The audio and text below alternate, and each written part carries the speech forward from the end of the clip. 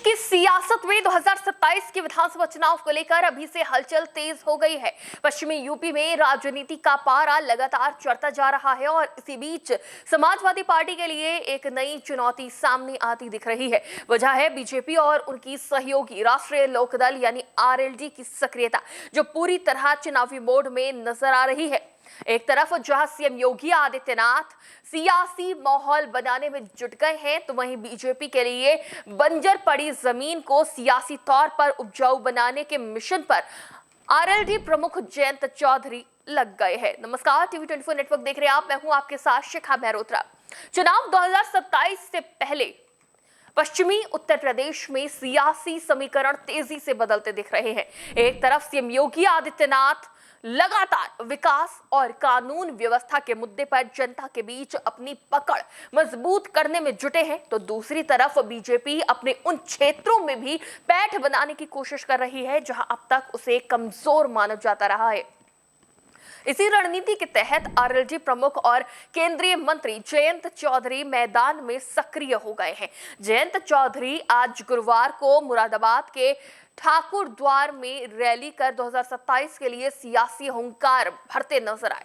इसी के साथ ही चुनावी अभियान की शुरुआत कर सियासी हलचल बढ़ा दी है। ठाकुर द्वारा में आयोजित रैली को 2027 के चुनावी बिगुल के तौर पर देखा जा रहा है।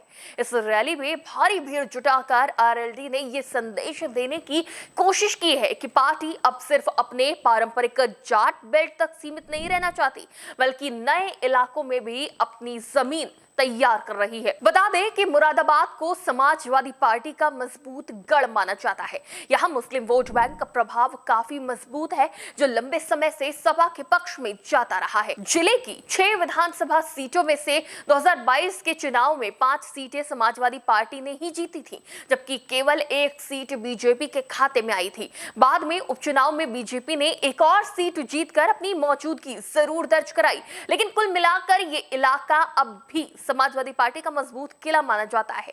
ऐसे में जयंत चौधरी का यहां से रैली करना राजनीतिक रूप से काफी अहम माना जा रहा है।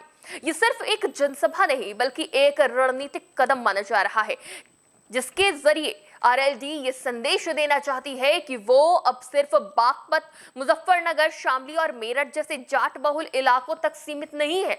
वहीं जयंत चौधरी को पश्चिमी यूपी की राजनीति में एक अहम चेहरा माना जाता है। जाट राजनीति पर उनकी मजबूत पकड़ है और किसान आंदोलन के बाद उनकी सियासी जमीन और भी मजबूत हुई है।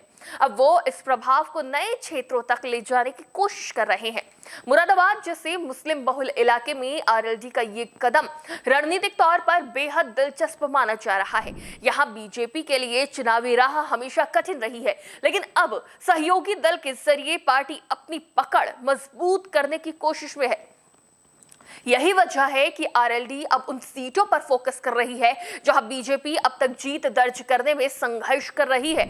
बता दें कि जयंत चौधरी ने मुरादाबाद जिले की 6 में से कम 3 सीटों को टारगेट किया है। इनमें ठाकुर द्वारा, कांट और मुरादाबाद ग्रामीण सीट प्रमुख मानी जा रही है।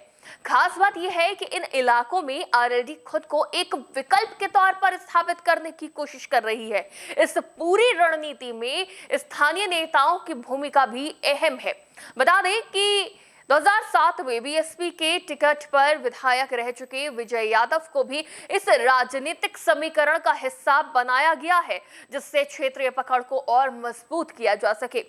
आरएलडी की कोशिश है कि वो किसानों, मजदूरों और युवाओं के मुद्दों को उठाकर अपने आधार को और विस्तार दे।